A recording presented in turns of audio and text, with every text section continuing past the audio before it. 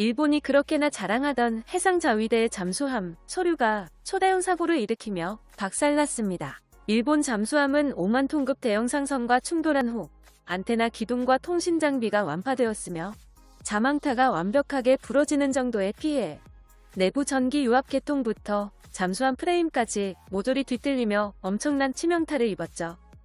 일본 정부는 기존에 알려진 사실보다 충격으로 인한 내부 개통 피해 상황이 더욱 심각하다고 밝혔습니다.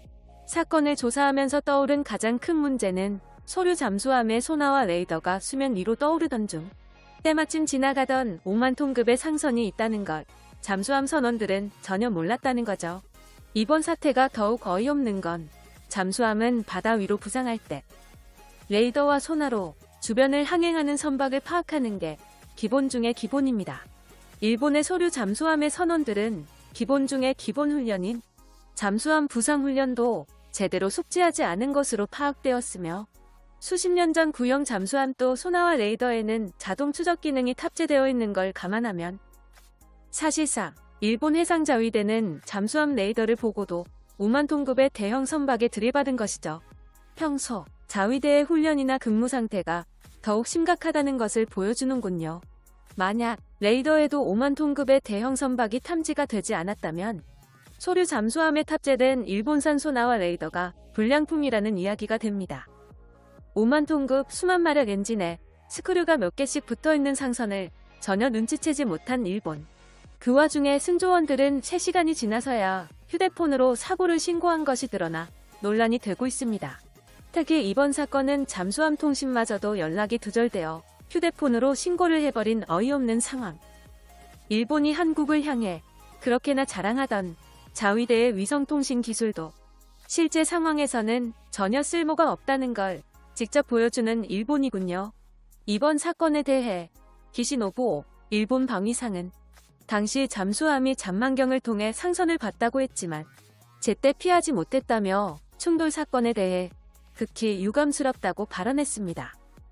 미국 해군 대령인 브래들리 마틴은 CNN 방송에서 소류 잠수함의 손상 규모가 작다고 할 순 없다.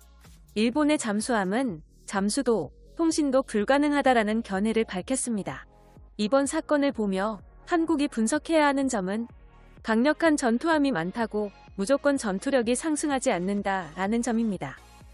일본 네티즌들은 강력한 해상자위대, 전투함 숫자에 집착을 하고 그것에 자부심을 가지고 있지만 밝혀진 진실은 자위대원의 안일함으로 계속해서 반복되는 잠수함 추돌 사고와 군함 충돌 사고, 2021년 해상자위대의 잠수함을 운영하는 승조원들은 잠수함의 기본 기술조차 배우지 못하고 임무에 투입되고 있는 게 현실.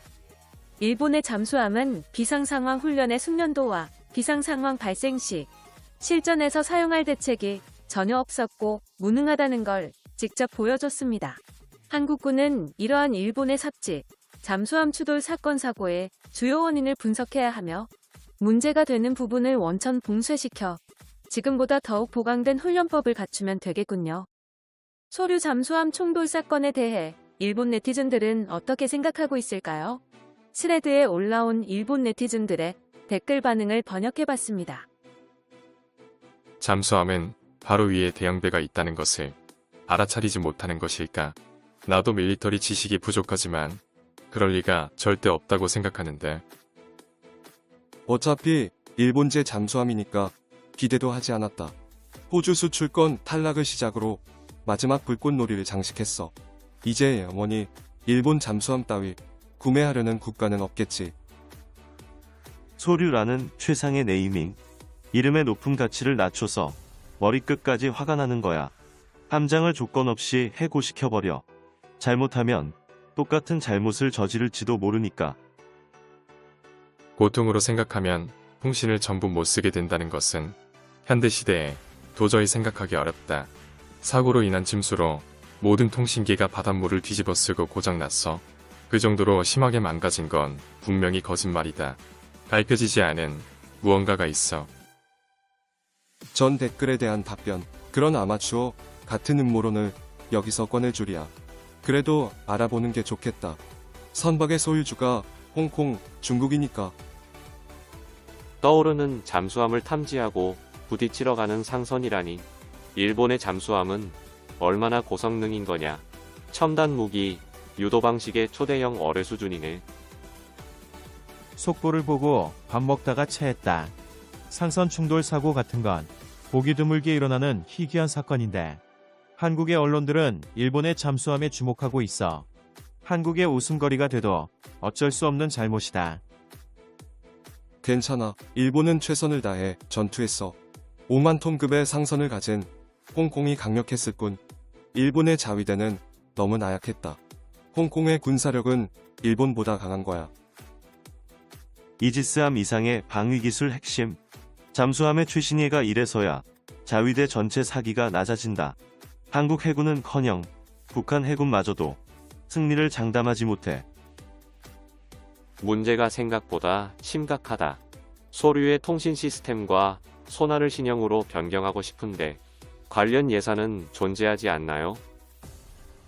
저번에 한국군 잠수함이 고장났다고 무작정 비웃지 말았어야 했다. 안전에는 국가도 민족성도 관계없이 사소한 일이 큰 사고로 이어진다는 것을 자각하지 않으면 안 된다. 사상자가 나지 않은 것은 불행 중 다행. 이 사건을 제대로 검증하여 개인의 책임이 아니라 교훈으로 삼아 오퍼레이션의 품질 향상, 안전성을 높이는 계기가 되었으면 한다. 2021년 2월 8일 상선과 충돌하여 소류가 대파, 수시간 통신 두절, 새로운 재미, 해자대 사건 사고 목록에 추가돼버린 거야. 이번 것은 불천의 경고일 뿐이다. 자위대를 막무가내로 선출하기 때문에 벌을 받는 것. 이 이상 중대형 잠수함을 잃는 것은 안 돼. 운이 없다면 수리도 못하고 고가의 잠수함을 폐기 처분하는 게 최악의 선택이다. 사건은 이미 일어났으니 잘 해결되라고 빌어보자. 함교, 세일, 잔망경이 파손. 확인하고 수리하고 검사, 잔망경이라던가 전부 합치면 복귀까지 1년도 모자라지 최소 2년이다. 위중한 전력이 가라앉지 않은 것만 해도 충분히 만족하자고. 잠수함의 상선 유조선을 일부러 들이받을 수 있다니. 홍콩은 대잠수함 능력이 우수한 국가다. 해상자위대의 잠수함은 아무짝에도 쓸모가 없네. 상선은 홍콩 선적의 중국선, 충돌이라는 부분에 포커스가 되는데 그 상선은 일부러 잠수함 위에 있었고 어째서 해상자위대의 소류와 부딪히게 된 걸까? 중국의 음모가 떠오른다. 상대가 중국이라면 무심코 부수고 내부를 촬영하기 위해서 일부러 부딪힌 것이 아니야 라고 하는 생각이 머리를 스쳐버린다. 저희대의 보안이 그렇게 만만한가? 과연 그것만큼은 아니었으면. 일본 잠수함 충돌 사고에 관한 일본 네티즌들의 댓글 반응이었습니다. 채널명 대고구라제국, 구독과 알림 설정 진심으로 감사드립니다.